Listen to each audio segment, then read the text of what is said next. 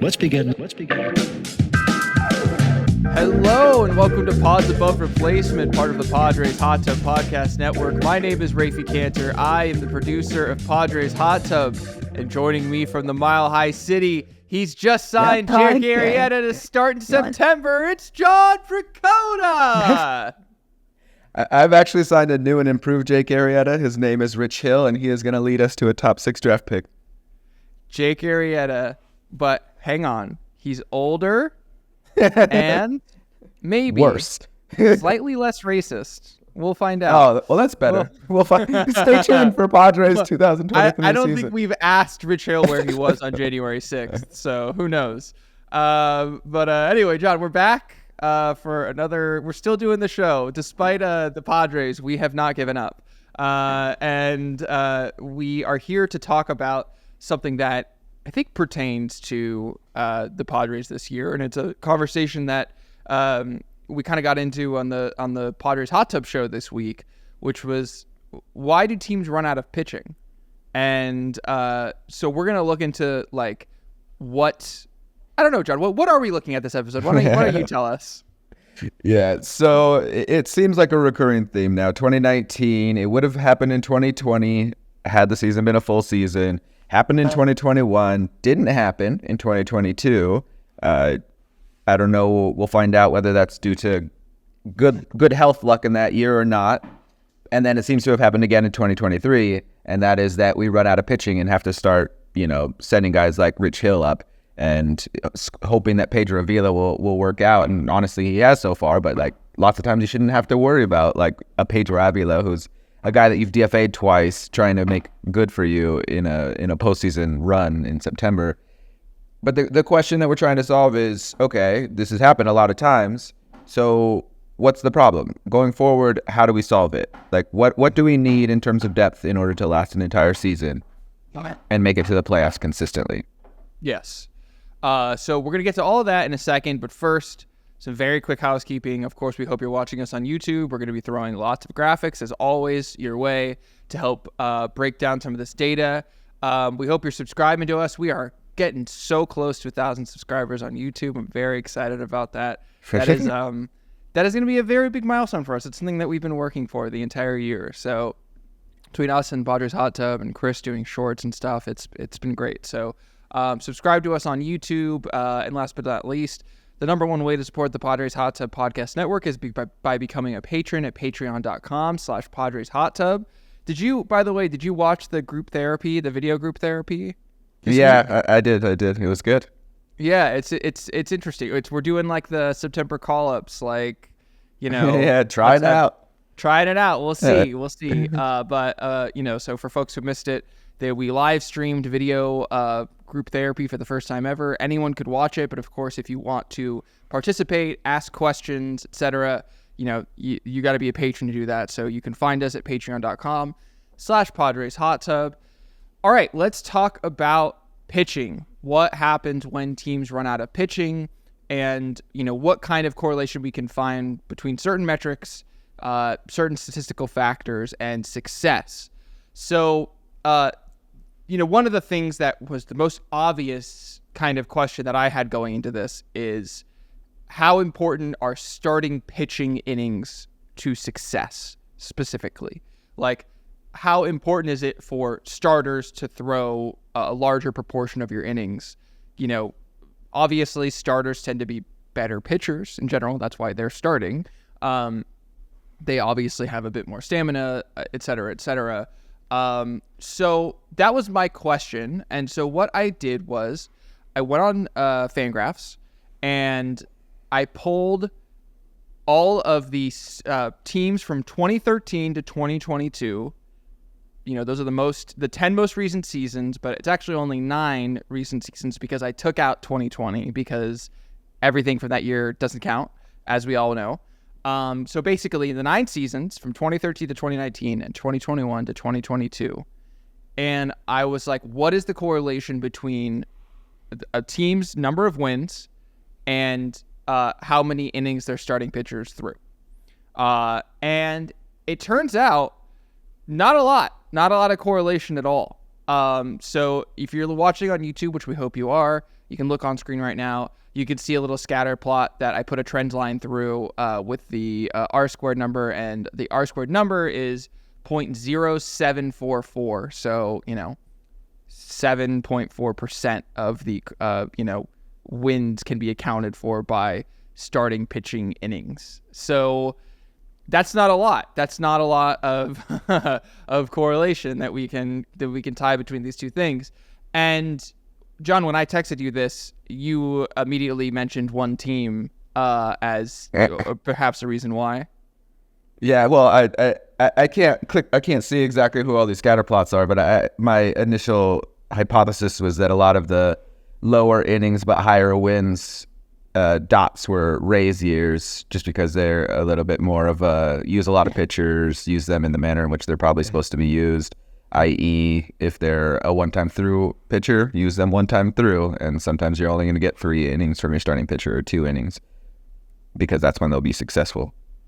Yeah, and I suspect, honestly, there's probably a sweet spot in baseball historically where you could find a correlation between starting pitching innings and wins.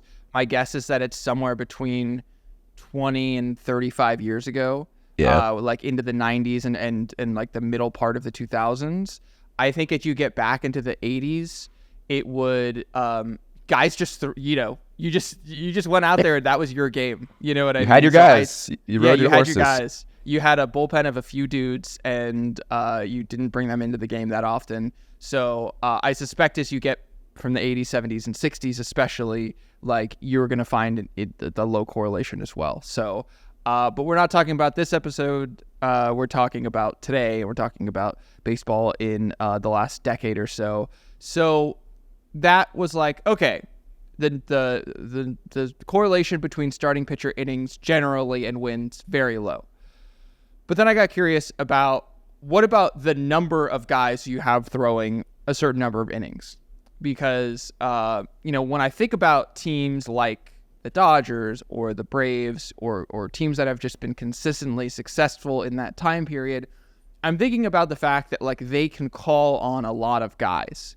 They have guys that they just bring up from the minors, and they can, reliably get not necessarily incredible innings out of them, but serviceable major league innings, and that's super valuable.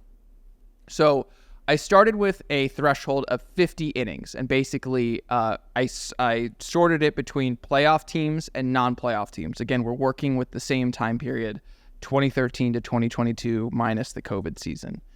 And it turns out that playoff teams actually on average have slightly less pitchers throwing 50 innings or more than non-playoff teams. That's you're going to look at the number on screen if you can see it.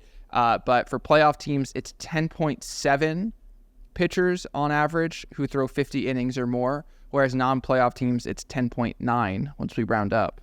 And it's not a huge difference. Of course, this is a lot of teams and a lot of data, so it is, a noticeable difference. But it doesn't really provide me with the information that I'm looking for. You know what I mean? I'm looking for a really stark difference. Yeah. So I upped the threshold again to 100 innings. And we're starting to move in the different direction, but it's still not quite the same stark difference again that I'm looking for. So for the number of pitchers with 100 innings or more, playoff teams have 4.66 of those pitchers on average in a given year when they make the playoffs, and non-playoff teams have 4.4. So we're starting to see a little bit of a trend. The number of pitchers that you have throwing more tends to indicate a little bit more success. So then I was like, all right, let's up this threshold to even more, 150 innings pitched. And now is where you can start to see the difference. So, again, you can see on screen, for the last decade, the number of pitchers with 150 innings pitched on playoff teams was 3.03, whereas non-playoff teams have 2.31.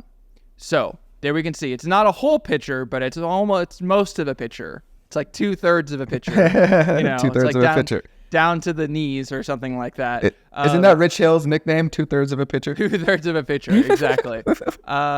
He's like he's like decaying like the half-life of uranium or something like that. It's falling off precipitously. Exactly. So yeah, okay. Now I'm starting to feel this, to see this just a little bit of like, all right. If you have more guys who are throwing 150 innings, then that tends to indicate more success. And you know, part of that is like Ladoy, no duh. Like if you have like guys who are capable of throwing a lot of innings, they tend to be very good pitchers. So I'm not like, don't get me wrong, I don't think any of this is necessarily groundbreaking. But I also think that it's worth pointing some of this stuff out. And honestly, the thing that was more interesting to me was the 50 innings piece. Was that if you are having a bunch of guys coming up and throwing 50 innings, it actually indicates that there's probably not a lot of quality on your staff. And I decided to look at the Padres and Dodgers over the same time period, a time period where the Dodgers, I think, have won how many division titles? 8 or 9 in that time. Yeah, what N-1, right? Yeah, it's so 8. I think 8. So they've won 8 in those seasons that we're looking at, and the Padres, of course, have won 0.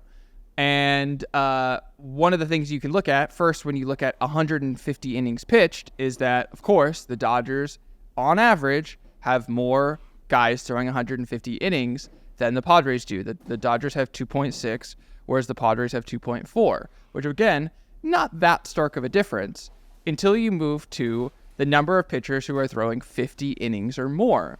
And the Dodgers, over that decade, averaged 10.2 pitchers who throw 50 innings or more in a given season, whereas the Padres were averaging 11.4. So now it's more than a pitcher. So it's like now it's like 2 Rich Hills at this point if we're doing the math or something like that. Or it's like, you know, Ryan Weathers. And adding negatives makes more negative, so I don't know if we can use Rich Hill in this. It's fair, like four Avilas or something. It's like 4 Avilas, yeah, exactly. So now we're starting to kind of see some of this bear out in ways that are a little bit more visceral to us, looking between the Padres and the Dodgers. So, okay, we now know that it's better to have guys who throw 150 innings or more, and it's worse to have more guys who are throwing 50 innings or more, theoretically. First of all, looking at this season, the Padres are only going to have one pitcher who's thrown 150 innings, and it's Blake Snell, John. Yeah, just who everybody would guess, the workhorse, the modern-day workhorse, Blake Snell. Yeah. Darvish is obviously looks like he's down for the count. He's going to finish at 136 1/3. Seth Lugo is at 125 2/3. So unless he goes the distance in his next few starts, I don't think that he's going to accomplish that. Walker's not close with 111. And then we have Nick Martinez and Joe Musgrove, each with 97 1/3 innings. And if I told you that Joe Musgrove was going to have as many innings as Nick Martinez this year, you probably would have guessed that something went horribly wrong.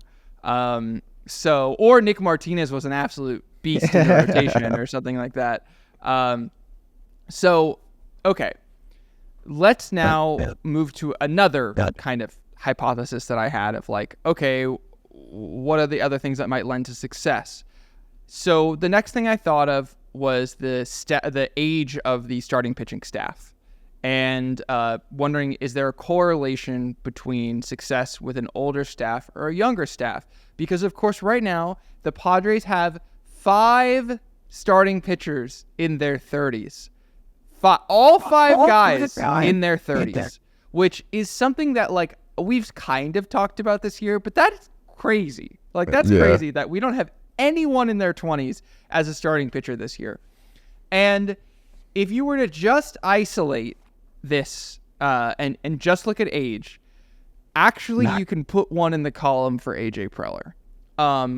And again, correlation is not causation, and there's reason. I can tell you the obvious reason for this being the case, but let me tell you the data first. On playoff teams, the number of starting pitchers in their 30s is 2.42, whereas the number of starting pitchers in their 30s on non-playoff teams is 2.03. Conversely, the number of starting pitchers in their 20s on playoff teams, 3.45, whereas non-playoff teams, 4.28. Okay, now I'm going to tell you why this is really obvious, but you can also see why AJ Preller would use this as a theory behind building a starting pitching staff. Starting pitchers in their 30s tend to be really good. If you're still pitching in the major leagues in your 30s, it's because you were probably signed as a free agent, and that means that you're getting paid a lot of money because you're a very good pitcher. And guys in their 20s are cheaper, so more bad teams are going to have younger guys throwing innings because they don't want to pay for a good roster.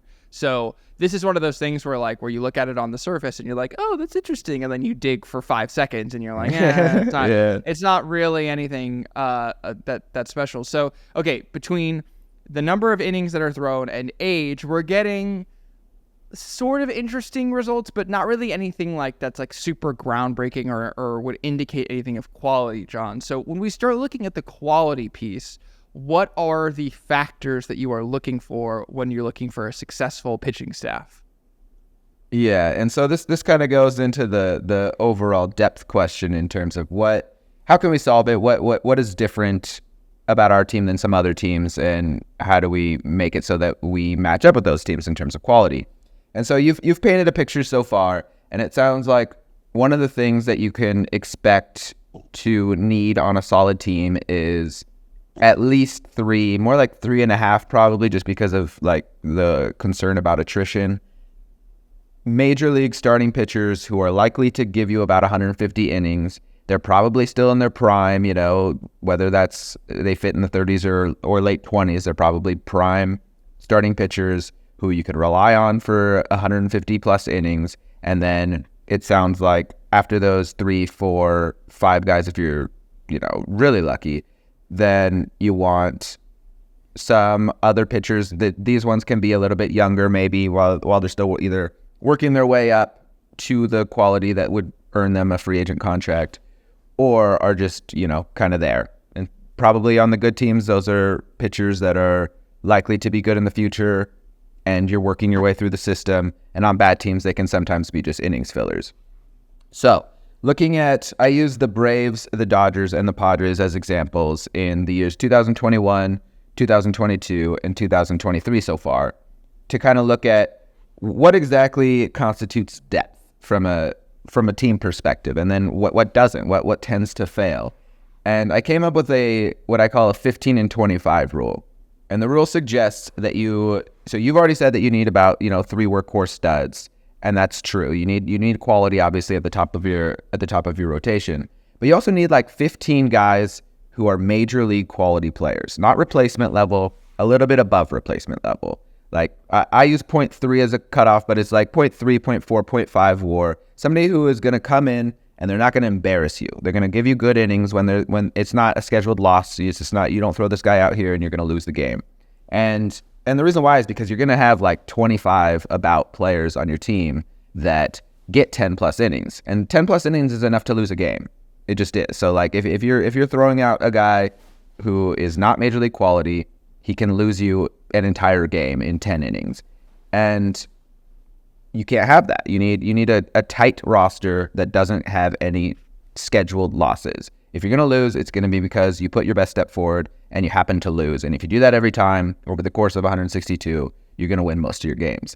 And so I came up with needing 15 players that are above average major league players, or above replacement major league players. And the 2021 Braves had 13 at 0.3 or higher. Dodgers in that same year had 16. And then the Padres in 2021 had 9. And so if you only have 9 players that are really constitute major league quality pitchers, then anytime you're not using those 9 pitchers, you have a chance to blow a game, right? Because they're not major league quality pitchers. And you send them out there in a clutch situation, they could blow up an entire game for you. And so comparing ourselves to the Braves and Dodgers now, once again, 13, 16, 9. So we don't have the depth that the other teams have in terms of like the top 15. And then the same thing from like a 25 man. So the 15 to 25 roster portion is what I constitute just at least replacement levels, not guys that are going to tank you. And the Braves had until the 19th spot, it looks like, where they had at least a 0 WAR, and the Dodgers had 30 guys. So they don't run into walls too quickly. And then we had a lot of guys that had like almost 0 innings that kind of inflated our numbers, but we had 24. And so we kind of had that like replacement level thing in the 2021 where we had like some replacement level guys, but we didn't have the 15 quality arms that would like get us wins. So we didn't have like a solid stack. We just had a bunch of like garbage basically. And in 2022, the same thing happened. Can I really quickly just point out for 2021, I'm looking at the Padres starting pitchers, or just like the pitching stats in general. Do you remember when we thought Chris Paddock was like a problem for us?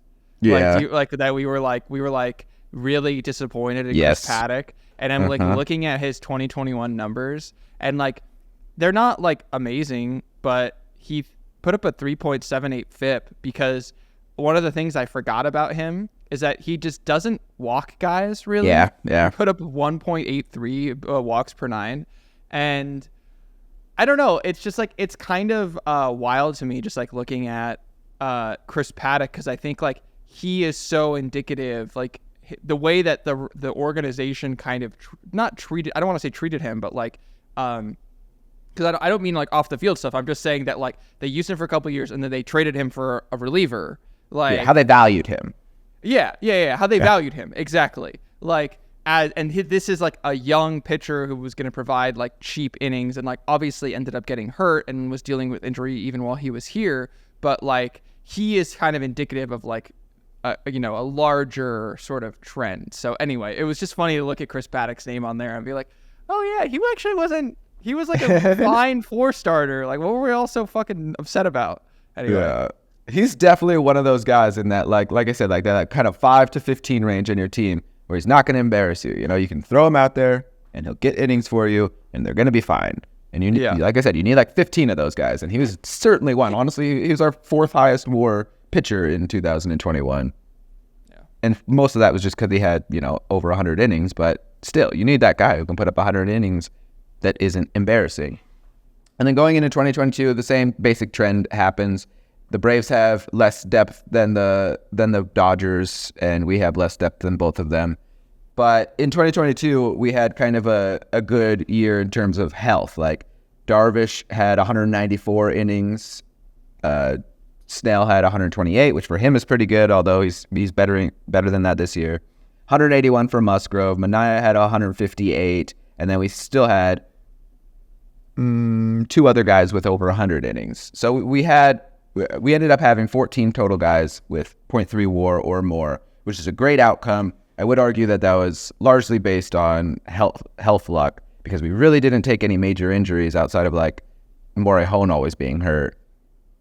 But that year we had the 14 guys, and what do you know? We lasted the whole season. That was the one season that we lasted the entire season, and we still had fewer than the Dodgers, who had like 16 players in that range, and Dustin May was the 16th.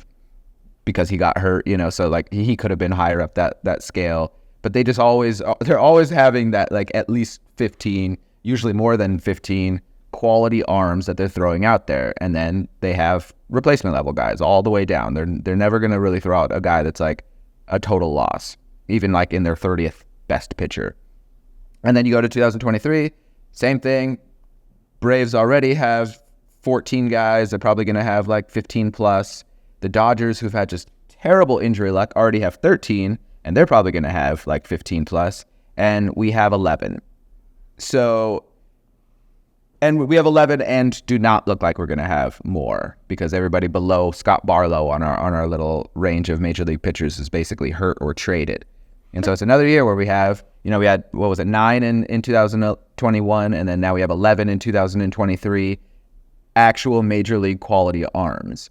And so that's just a problem that you have to solve. You have to have at least 15 guys that are major league quality guys. And we keep failing at that, except for one counterexample in 2022 when we had great injury luck. So that's got to change. And then I would also argue, so I had a 15 and 25 rule. So I think you also need another 10 guys that are at least replacement level, which we also struggled to do that. Yeah, and I mean, just looking at the stat sheet this year, some of the guys who are in that like replacement level range aren't on the team anymore. Jackson Wolf was traded away. Alec Jacob is down for the year. Adrian Morahone is a ghost who occasionally revisits from the dead and comes and visits the major league roster for a little bit.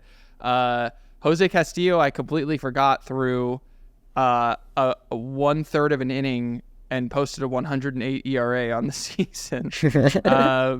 And, you know, again, like Brandon Dixon is in there because he threw an inning of garbage time. So it's like Ryan Weathers is in there. Like, he's gone. Reese Kinnear, Nathaniel Chrismat. There's like a bunch of names that are gone or hurt.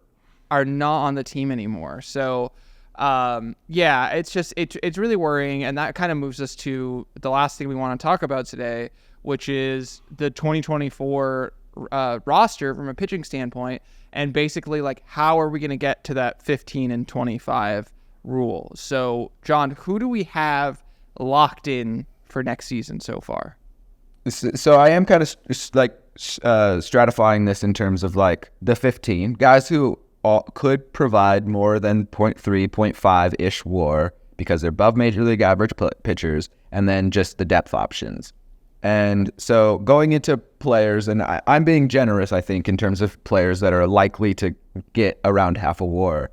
But, I mean, Musgrove, if he's healthy, for sure. Lock that one up. Darvish, same thing. If he is healthy, I mean, he is super old, but if he's healthy, he's going to put up over half a WAR for sure.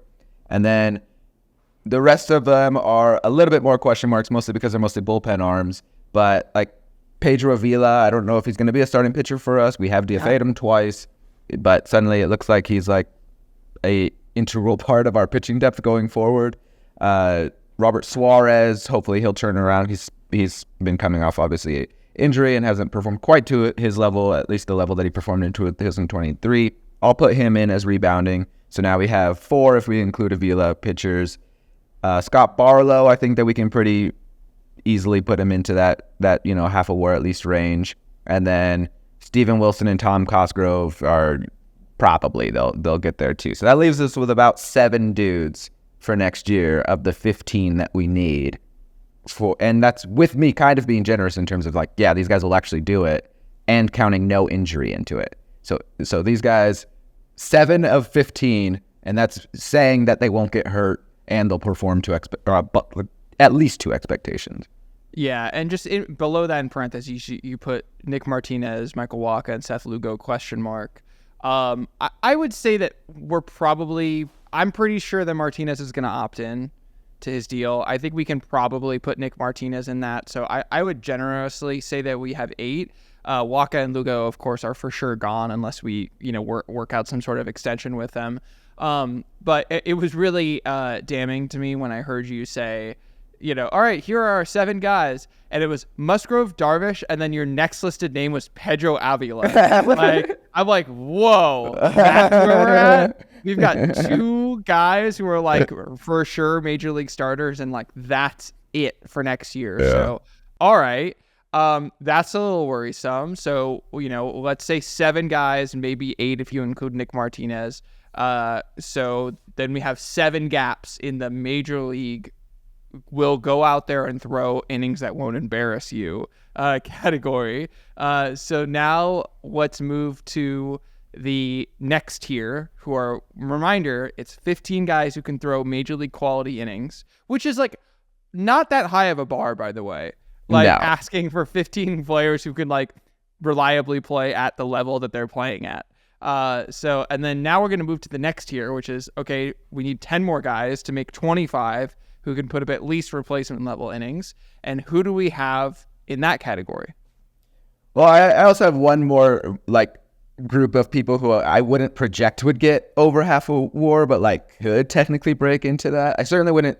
This would be my put them in the 15 to 25 range, and hope that they hop up into that, top 15 range.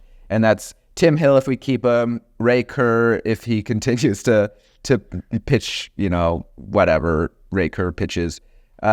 Waldron could do it. Probably that would be more by innings total than like actual quality. Adrian Morejon, I don't know what we're going to get from him. I feel like putting him on any list is just kind of being a little wish-casty. And then we just picked up somebody on waivers from the Texas Rangers named Glenn Otto, which means that we're going to give him plenty of run because he played for the Rangers once. So we'll see. I mean, I feel like he'll definitely be in that like 25-man range, but I don't know if he'll get into the like seeing meaningful innings in middle relief. We'll see, I guess. And so those are the ones that are like not like prospects who we're just like wishing will do well, but like could probably do it if they saw the amount of innings needed to at least be like a 0 WAR player and could jump up into that 0.4 or 0.3, 0.4, 0.5 WAR-ish era. And then the rest are prospects. I mean, we'll talk about the prospects too, but so now we're up to 1, 2, 3, 4, 5 more dudes, which puts us at like 12, 13 if we get Martinez of the 25. So we're about 7, 8 short in terms of that first 15, and then we're another 10, 11 short in the like mediocre range of pitchers. Yeah. I think we're going to see Jay Groom up here next year. I do too. I don't think the team's going to get rid of him, and I don't think that the team can afford to get rid of him. But we also have no idea how good he actually is. He did just set the El Paso Chihuahuas all-time single-season record for strikeouts this year with like 120-something. Probably walks, though, too, right? I bet he has the record for walks. Probably walks, too. Hey, it worked for Blake Snell. It can't work for Jay Groom. So find out next year with the Padres. Exactly. 2024. Yeah, you have some names also in this list of the fringy guys too, like Robbie Snelling. I don't think we're gonna see up here next year. I hope not. If we see Robbie Snelling up here next year, things are going very wrong. There are some guys here where like Jairo Uriarte and Adam Mazur, like I could see coming up at the end of the year. Like they'll probably start 2024 in AAA. And then, maybe they can come up for a cup of coffee or something like that. Their workloads have changed throughout the year. They moved from being starting pitchers to being relievers. And there was like these whispers of like, is that because we're going to bring them up to have bullpen innings this year? Which I was like, dear God, I hope not, because these guys could be, especially Iriarte, like if he like can pitch at length with the stuff that he has, like he's going to be a monster. And I'm very, very intrigued. But that was totally the plan, by the way. It was totally to bring them up for the stretch run if we were competitive. Yes, because we switched them back to starting pitching as soon as we started to fall off a cliff. So it's like that was the plan. And is calling up like 19 or 20-year-olds when they're supposed to be getting their development done because you never solved the depth problem in the first place a great way to in the future solve your depth problem? No, right? It's just you're buying on credit, and then you're paying for the first credit card with a second credit card. Yeah, and it worked out really well for Ryan Weathers, Yeah, it did not. And I mean that's part of the thing though. Like if you look at the Dodgers list, like 30 guys easy that they can have and bring up, and they won't embarrass them, and they always have at least 15 like studs. And part of the reason why is because they have a well-developed machine. Like they're not calling dudes up until they're 24, 25. They're getting all of that like 70% of development that you can get at the minor league level before they have to get the rest of the development at the major league level. If we're doing that with like Ryan Weathers like we did, if we do it with Iriarte or Mazur or Snelling, who's 19 years old, and dear God, please don't start that clock right now. Like, then we're just, like I said, we're paying for the first credit card with a second credit card. We need like 10 guys. And if you buy like 10 guys in free agency, it's incredibly expensive because everybody in free agency is like, even a bad pitcher who you're only going to get half a WAR from is still going to cost you like $5-10 million, right. in a free agent. And so we're getting $5-10 million times 10. We're going to be paying $50-100 million on just like depth options. No, you need that to come from your minor league system. And the treadmill has a huge gap in it between like 2023 when we needed them and like probably 2025, 26 when you would expect them to start bubbling over into major league quality innings. Yeah. But another thing, by the way, that you mentioned, the Dodgers aren't really bringing up guys until they're 24, 25. Part of that is because we have a propensity to take high school arms, and they have a propensity to take college arms. And I think that there are reasons to potentially worth investigating, on that, and maybe ask like why they have adopted that methodology and we haven't. I mean, I know from like a personality standpoint, AG Preller likes toolsy guys, and those guys tend to have the most upside are high school arms. They also tend to be the guys who bust more frequently. And the Dodgers have a different machine that takes guys who are high floor, low ceiling guys out of college, and then put them into their little development wizard machine blender, and then basically raise their floor.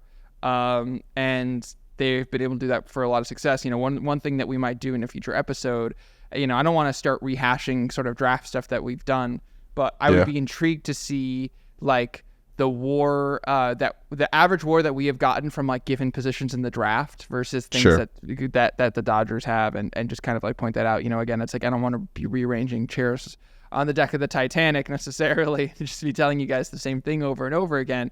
But I think it's worth asking these questions whenever we have Ruben Niebla on, which is impending at some point.